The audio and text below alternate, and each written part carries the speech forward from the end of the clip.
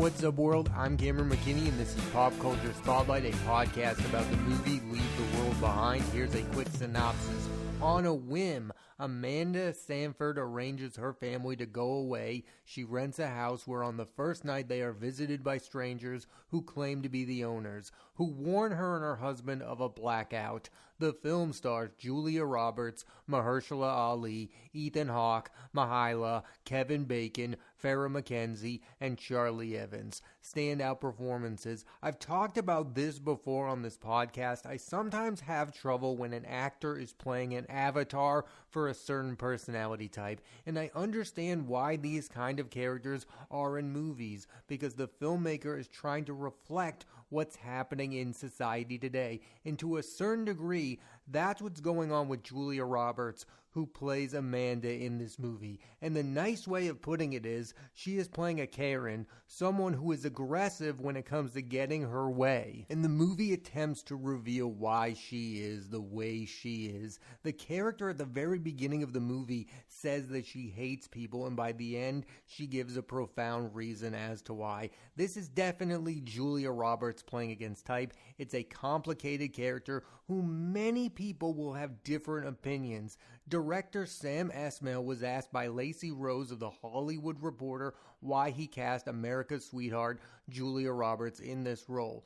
Quote, "But it's for that reason. Amanda's a very flawed character in the book, but I found her compelling, and I knew making it into a film, the audience needs to find some way to access this person, and it was going to be hard. You really need someone like Julia Roberts. She's not only America's sweetheart, but she's like Michael Jordan of actors, and she was going to find a way to channel the humanity out of this person." End quote. Julia Roberts will next star in After the Hunt, directed by Luca Guadagnino, co-starring Andrew Garfield, Ayo Edebiri, and Michael Stuhlbarg. And her working with a filmmaker like that has me thinking Oscars could once again be in Julia Roberts' future. Watching Leave the World Behind, I found it quite jarring to see Ethan Hawke in this movie, because he, like Roberts, is going against type. This was the coolest actor of the 90s with Reality Bites and Before Sunrise. He usually plays rebellious characters. In this, though, he's playing the dopey dad who will do anything for his family, and it makes sense that we got here. Hawke is aging, but still, it's a lot to take in. This is the same guy from Training Day. A lot of his identity as an actor has been in playing young characters like in Dead Poet Society, and yes, he's aged in films, but I've never seen him play this kind of normal guy. That's really what I found most interesting about these two performances from Julia Roberts and Ethan Hawke. We all have a history of watching them. I've seen them in so many movies, yet I've never seen them do what they do in this movie, and that's both a good thing and a bad thing. It's a good thing because they're challenging themselves and they're doing something different, and it's a bit of a bad thing because they're not doing that usual thing that we've all come to love and admire. Hawke's next movie, Wildcat, is as a director starring his famous daughter, Maya Hawke. Mahershala Ali has become an interesting figure in movies. He's a two-time Oscar-winning actor in two films that won Best Picture, Moonlight and Green Book. I also personally love him in The Place Beyond the Pines. I would describe him as a subtle performer, a calming presence in movies. That's why I find it so fascinating that his character in Leave the World Behind was originally going to be played by another two-time Oscar-winning actor, Denzel Washington, who is known for really going for it. And Washington has a history with Julia Roberts, as the two of them co-starred in The Pelican Brief. Denzel in this movie makes it a completely different movie. I don't know if it makes it a better one. It's impossible to say. Over the last few years, sadly, the talk around Mahershala Ali has not been about his terrific acting. It has been about his long-delayed Blade film. Yes, Mahershala Ali had been cast to play Blade in the Marvel movies, and given the movie's production history and the current state of the MCU, it's impossible to feel great about this eventual film. He's a great actor, but outside factors appear to be getting in the way. My main concern is, will Marvel go dark enough to make a good vampire film? That was what was great about Wesley Snipes' Blade films. They were dark. I really hope it works out for Mahershala Ali, who will appear in the next Jurassic World film with Scarlett Johansson. And I'm hyped for this movie because of what it could be visually, directed by Gareth Edwards, who's coming off of The Creator. He, of course, directed Rogue One. I just think this guy makes studio movies that look really good, and that's something that's really lacking in these big blockbuster films. They just look abysmal. I want to see a big budget film that looks good, and I feel like we're going to get that out of a Gareth Edwards Jurassic World movie. Mahershala is best known for being the star of the TV series industry, and she's also recently made waves in films with a starring role in Bodies, Bodies, Bodies, and a supporting role in Dumb Money. Her role in Leave the World Behind is to carry the emotional element of the film. It's also the same with Robertson, that she makes the most with what she's been given. And finally, you have Kevin Bacon, and this feels like an old school Kevin Bacon performance in that he shows up for a few moments in the movie and makes a real impact, a la JFK and Sleepers. I remember seeing Kevin Bacon in Crazy Stupid Love, wondering why Kevin Bacon is in this movie. He's just an actor who wants to be in as many good movies as possible. Bacon will next have a role in Ty West's Maxine, along with Mia Goth, Lily Collins, Elizabeth Debicki, Michelle Monaghan, and Giancarlo Esposito. Not to go off on a tangent here, but I don't know if it will ever happen, but I need Kevin Bacon to get an acting Oscar nomination. He should have multiple by now for JFK and A Few Good Men, and possibly also Mystic River, Apollo 13. This guy has been a brilliant actor for decades now. It's time to give him his due. I, for a long time, have been interested in Sam Esmail, the writer and director of Leave the World Behind, because he was able to do something that most are not able to do: become an auteur making television.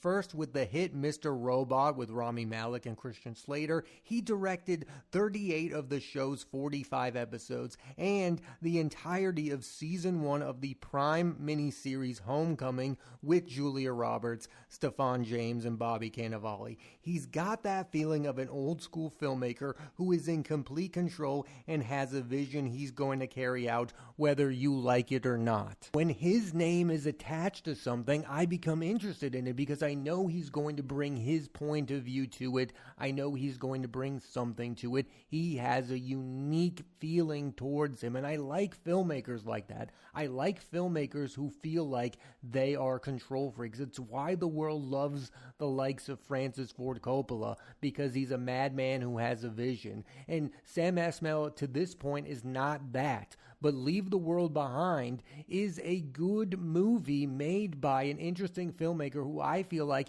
is only going to get better over time. And he's doing something I really want filmmakers like him to do, which is to work with major movie stars. He's not shying away from working with Julia Roberts. He's kind of helped resurrect her career in a way. I mean, Homecoming was a big deal for Julia Roberts, and now Leave the World Behind is one of her first dramatic film roles in quite a while since Ben is back. Yes, I want to see her in movies like Ticket to Paradise, but I also want to see her in a movie like Leave the World Behind. I also wanted to say this. I know people are talking about Jeremy Allen White because of The Bear and Iron Claw, but long before that show and that movie, Jeremy Allen White was brilliant in a minor role in Sam Esmail's Homecoming in season 1. He is brilliant in that show, and I definitely think you should go back and see his performance in that show. There has been a lot of comparisons between Leave the World Behind and M. Night Shyamalan's Knock at the Cabin,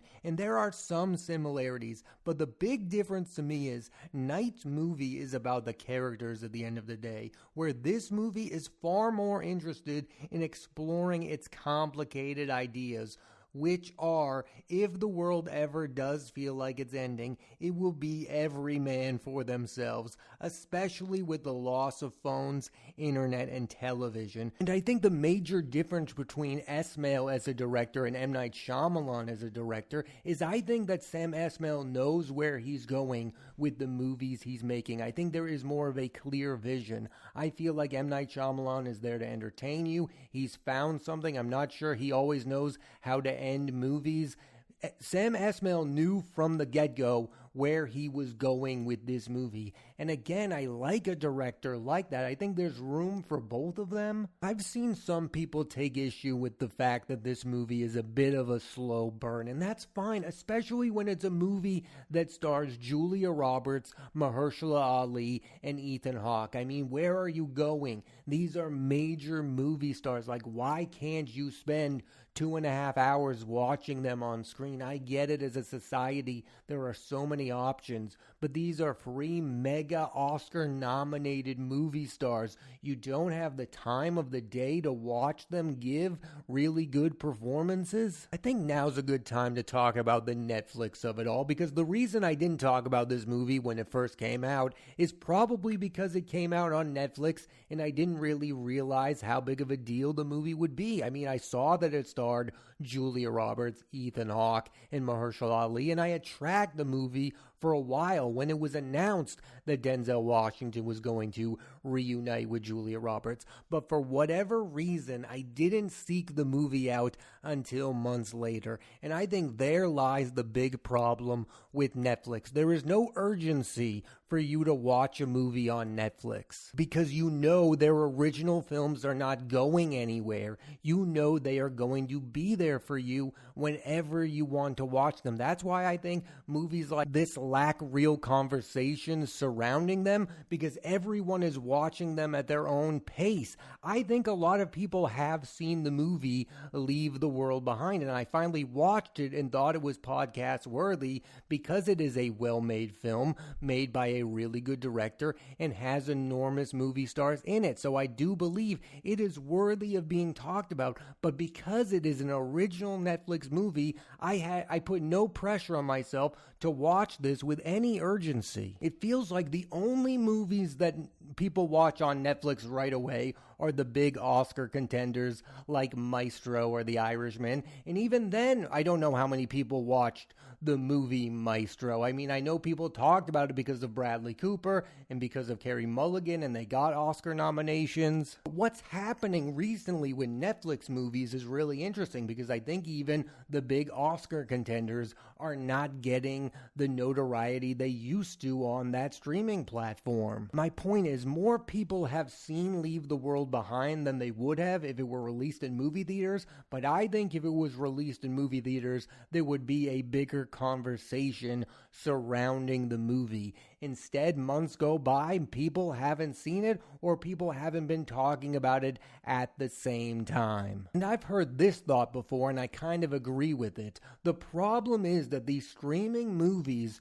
star the biggest movie stars in the world. In the last few months, there have been streaming movies starring Anne Hathaway, Jake Gyllenhaal, and Julia Roberts. I mean, these are major names. These are people that have produced at the box office, and now we are used to getting them in our homes now, and it's never going to revert back to the way it was. And I think you can look at the stars of this movie and you can say they really only have success in certain kind of movies nowadays at the box office. Like Julia Roberts was in a hit movie, Ticket to Paradise, because it was a romantic comedy starring her and George Clooney. Her history of being Julia Roberts helps her with a movie like that, but it didn't help when it came to a movie like Ben is Back. I think Ben is Back is one of the best performances of Julia Roberts' career, and yet not a lot of people have seen that movie. And that gets me back to Mahershala Ali. He's a 2-time Oscar-winning actor, but how famous is he really? People know he's won for Moonlight and Green Book, but I don't think he's a major movie star yet. That's why he desperately wants to be in a Marvel movie like Blade, because it would help make him a bigger name. I know that people have seen True Detective. I get it. He is a big name, but how big of a movie star is he actually? And I think, look at his choices. He wants to be a bigger movie star. He's going to be in a Jurassic World film. He's going to be in a Blade movie. Ali. I hear all the time people think he's going to drop out of that Blade film.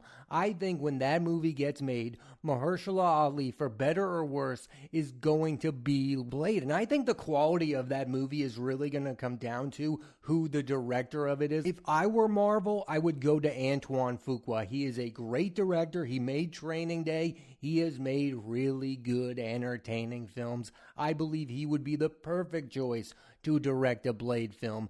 Get a director who people have a history with. I also find Ethan Hawke to be an interesting figure when it comes to the box office. He was in a Marvel show, Moon Knight. I have no idea how many people saw that show. I don't think it's that memorable. I don't understand why Oscar Isaac agreed to play that secondary character, and I don't understand why Ethan Hawke chose to be in that show. He's the guy who many believe should have won an Oscar for his performance in Paul Schrader's First Reformed. I know we view Ethan Hawke as a major movie star, but I view him more as an actor who's comfortable in his own skin. Like, he's not starring in major blockbusters. I don't know how much of a box office draw he is anymore, but when you see Ethan Hawke on screen, you know you're going to see consistent work. That is something I'm really interested when it comes to these three actors, is the stage of their careers that they're in. Like, I feel like Julia Roberts is headed towards another really good run of movies.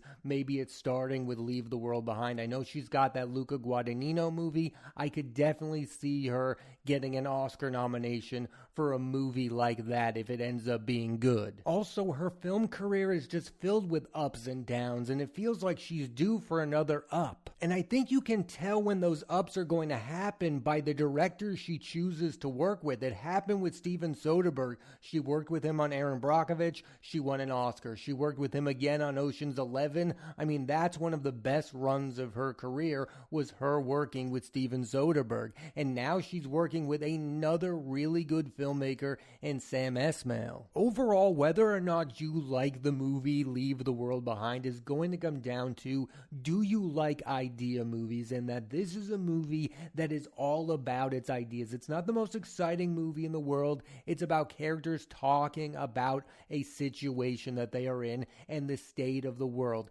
They are using this situation to talk about matters that relate to us all. That's why it's different than Knock at the Cabin. Knock at the Cabin is about the characters and it's about the situation. Sam Esmail is using the situation in this movie to talk about societal issues. And I personally think that's probably going to rub some people the wrong way, but I'm fine when a movie does that, especially when it's well made, which is what Leave the World Behind is. It is a well-made movie with movie stars that are doing really good work. I think visually the movie is really interesting, which I wasn't surprised by, because when I watched Homecoming, I thought, wow, this is a really good-looking television show. And that's what interests me about Sam Esmail, is the quality of the art he is making. That is how a television director gets a chance to make a movie like Leave the World Behind. This guy made a real impact with Mr. Robot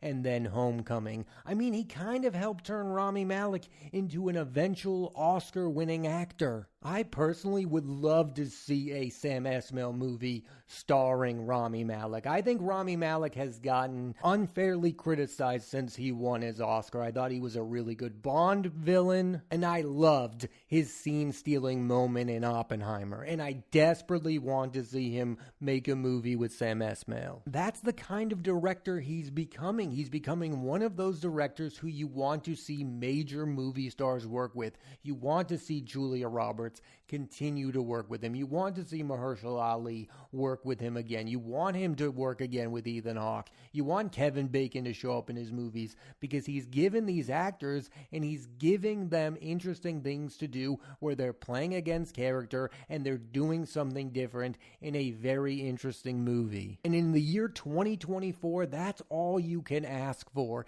is an interesting movie starring big name movie stars. That's what I want most out of movies, and Leave the World Behind delivers on that. Also, you will never look at Deer the same again after you see this movie. The last thing I'll say about this movie is I don't think it's a masterpiece, but it gets me excited about where Sam Esmail can go as a filmmaker. Like, I think he has his best work ahead of him, and that's saying a lot because this is the guy who made Mr. Robot. This is the guy who directed Homecoming, and I believe Leave the World Behind is a step in the right direction for him to become a monumental filmmaker, and that's where I think he's headed, and that's really why I wanted to talk about this movie, Leave the World Behind, because I think in the coming years, we are going to be talking about Sam Esmail a lot in the movies he makes. Thanks for listening to this edition of Pop Culture Spotlight. I'm Cameron McKinney, and there'll be a new episode of the podcast every Thursday on Apple Podcasts and Spotify. I highly recommend